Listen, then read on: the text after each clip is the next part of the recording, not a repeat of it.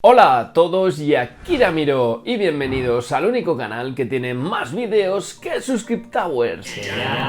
Ya sabéis que si os suscribís ahora mismo recibiréis inmediatamente 100 años de buena suerte, que en realidad son 99 años y 364 días. Pero ¿quién los cuenta? ¿Y quién los cuenta?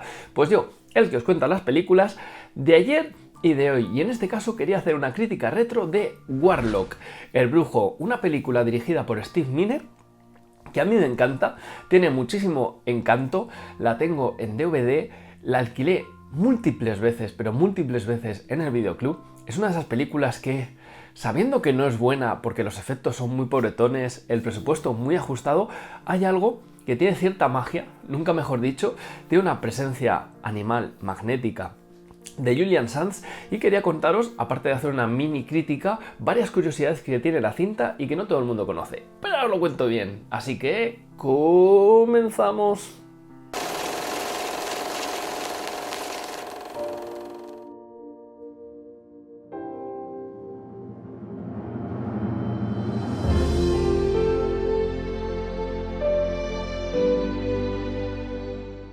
Vale, pues lo primero que quería deciros es que esta película se rodó en el año 88, pero en muchos sitios no se estrenó hasta el 91. Y dices, ¿por qué ha ocurrido esto? Porque fue la última película de la productora New World Pictures, que fue a la quiebra, y entonces Trimark cogió los derechos de la película, se quedó con ella y la estrenó con moderado éxito, y luego hizo dos secuelas.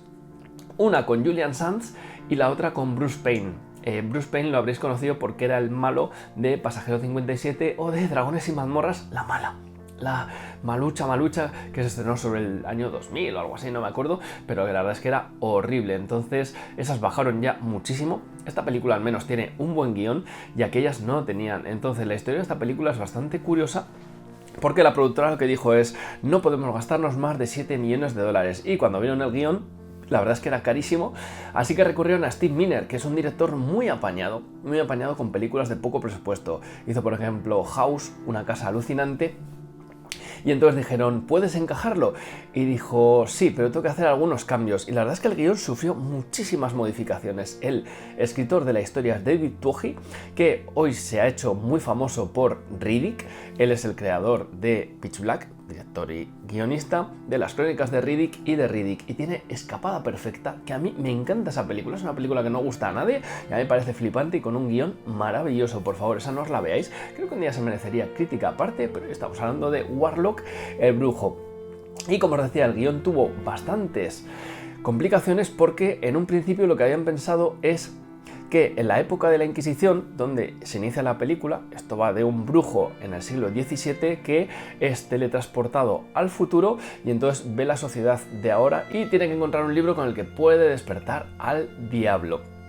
Y entonces en un principio la historia iba a ser que el brujo iba a ser bueno y malo a la vez, es decir, iba a ser el villano y también la víctima del sistema, porque él huía de la Inquisición, venía aquí a la actualidad y aquí también era perseguido. Entonces tenía como ese dualismo, ¿no? De decir, vale, yo fui perseguido entonces y soy perseguido ahora. Quería tener ese toque de crítica social, pero al final el guionista se vio que estaba atascado, que no podía hacer lo que él quería, porque si el personaje era villano no podía después transmitir esa serie de valores, así que decidieron introducir al personaje del cazador de brujos que le persiga, y entonces en ese caso ya funcionaba la cosa muchísimo mejor porque tenía ese dualismo de bueno y malo, enfrentándose las dos fuerzas. Y otra curiosidad que tiene la película es que el que iba a hacer de cazador de brujo era Julian Sands, el que es el protagonista, el que es Warlock, pero Steve Miner le vio y dijo, no, tú vas a hacer de malo porque tienes ese carisma y ese magnetismo y puedes seducir y puedes ser peligroso a la vez. Y creo que fue un gran acierto porque este se ha convertido en uno de los grandes villanos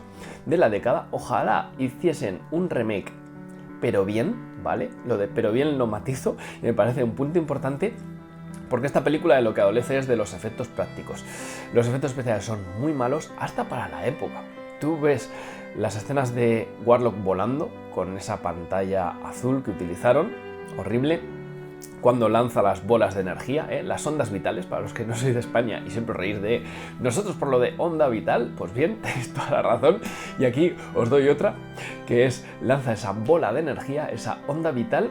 Lo hicieron con efectos prácticos, la verdad es que no queda nada bien, pero con todo eso Hay que decir que la historia está muy bien construida, los personajes muy bien trabajados, los protagonistas tienen bastante carisma, todos. Está por ahí Lori Singer haciendo de el papel femenino, que tuvo bastantes problemas a la hora de la producción. ¿Por qué? Porque la mujer se empeñó en que ella sufre un maleficio, Warlock cae en su casa y termina lanzándole una maldición por la cual por cada día que pasa ella envejece 20 años, con lo cual en un día tiene 40, al día siguiente 60, al día siguiente 80, al día siguiente ya pues no va a llegar a 100 evidentemente. Y entonces ella exigió que no se le pusiese ningún tipo de prótesis por la cara. Y dices, ¿cómo voy a hacer un maquillaje de una persona que está envejeciendo si no me dejas meterte prótesis? No me puedes tocar la nariz, no me puedes tocar nada. Entonces veréis que los efectos de maquillaje ahí no funcionan muy bien, pero eso fue por la cabezonería de la protagonista. De decir, que yo no. Y al final pues claudicaron. Y si veis, solo tiene unas pequeñas sombras en los ojos, que parecen más ojeras, y una peluca gris. Y no queda bien. Luego le ponen las uñas largas, y para la última de las transformaciones que tiene, dijeron, aquí necesitamos por narices, nunca mejor dicho, ponerte prótesis. Y entonces ella accedió a que solo en mejillas se las ponga. Entonces tú ves que los ojos no se caen, no tiene arruguitas, no tiene patas de gallo, solo tiene como que está más gorda, tiene aquí unas prótesis por la mejilla y el cuello completamente fino y liso. O sea que es que eso queda fatal y es un tramo bastante importante de película. Es mucho metraje, pero ella, claro, no quería salir fea y eso fue una imposición bastante chunga. Yo creo que no tenían que haber pasado por el aro, porque tú le ves la zona de la nariz, de los ojos y del cuello y no tiene nada que ver con el resto del maquillaje, entonces por esa parte fue bastante problemática. Pero como os digo, el guión está muy bien, se inventa una idiosincrasia que a mí me parece que es fantástica realmente. Él está basado en parte del folclore, otras son inventadas muy a conveniencia, pero que si tú ves una huella de un brujo y le clavas un clavo, él siente ese dolor, el cómo se corta la nata si hay un brujo cercano, ese tipo de cosas funcionan muy bien, pero la película no estuvo exenta de polémica porque tiempo después, en el año 95, en Canadá se cometió un asesinato, y es que un chaval secuestró y asesinó a otro para arrancarle la grasa. Y esto fue debido a la película Warlock, porque en uno de los hechizos él coge grasa de un niño y crea un conjuro para poder volar. Entonces este niño se obsesionó bastante con la película, estaba ya bastante perturbado, todo hay que decirlo. O sea, yo creo que las películas no influyen al final en lo que tú hagas, sino que la violencia está ahí y puede ser hasta un catalizador, ¿no? Entonces es muy fácil al final echarle la culpa a las películas o a los videojuegos, pero oye, en Japón también hay videojuegos y muy violentos y no son así de violentos como en Estados Unidos, ¿no? Entonces creo que es un componente mucho más profundo y mucho más complejo, que esto se queda al final en lo simplista, ¿no? Es como jugaba rol, ya cometió un asesinato, ya, y también fumaba, ¿sabes? Entonces no vamos a decir que todos los que son fumadores son asesinos. En fin, y cuando hablan de juegos de rol, el ajedrez, ¿no? También estás matando a gente y sin embargo, no por eso dices, jugar al ajedrez tiene que ser un asesino. Sin embargo, el juego de rol es como muy fácil, ¿no? Y al cine también es muy fácil echarle la culpa. Entonces fue un hecho bastante dramático. Se creó cierta polémica alrededor de esta película y para mí injusto, porque ya os digo que siempre me parece que es el recurso fácil en el que caemos, ¿no? Yo cada vez que veo que hay un crimen por las noticias y te dicen, no, es que esto es porque jugaba al rol, dice, ya estamos. Y mi madre me decía, ¿dónde vas? Voy a jugar al rol. Ten cuidado no sea eso peligroso. Sí, súper peligroso, pero bueno, en fin, ya sabéis, cosas con las que hemos tenido que lidiar los que somos un poco frikis. Y como os decía, pues Warlock se merece quizás una actualización, una revisión. Es una película que creo que ha envejecido bien lo que es la historia, mal en lo que es efectos, pero entonces ya estaban también mal. Y la verdad es que se echa mucho de menos a Julian Sands, porque también ha tenido un final súper trágico. Desapareció el 13 de enero de 2023, mientras estaba por unos montes cerca de California.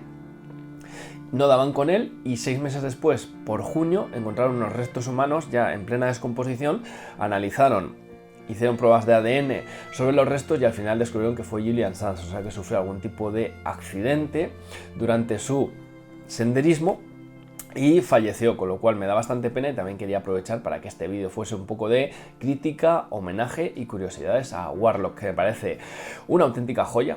Está ya a la altura de Cyborg, ¿vale? Yo creo que algunos viernes vamos a destinarlos a contar películas de estas un poco casposas, un poco cutrillas, pero para mí tienen su encanto y que son malas buenas películas, ¿vale? Porque creo que esta es mejor que Cyborg, tiene mejor guión, es otro ambiente completamente diferente, pero tú empiezas a ver lo que es el texto y está bastante bien, hasta después a Se han escrito novelas a raíz de esta película, o sea que sí que tiene como su subcultura y como película de culto, con lo cual yo me alegro y no sé si vosotros habéis visto esta película o si no, pero si la habéis visto y me queréis dejar por el comentario, lo podéis hacer en la caja de abajo, que os leeré a todos gustosamente y os responderé en cuanto tenga tiempo. Así que hasta aquí mi crítica de hoy, espero que estéis muy bien y hasta pronto, chicos.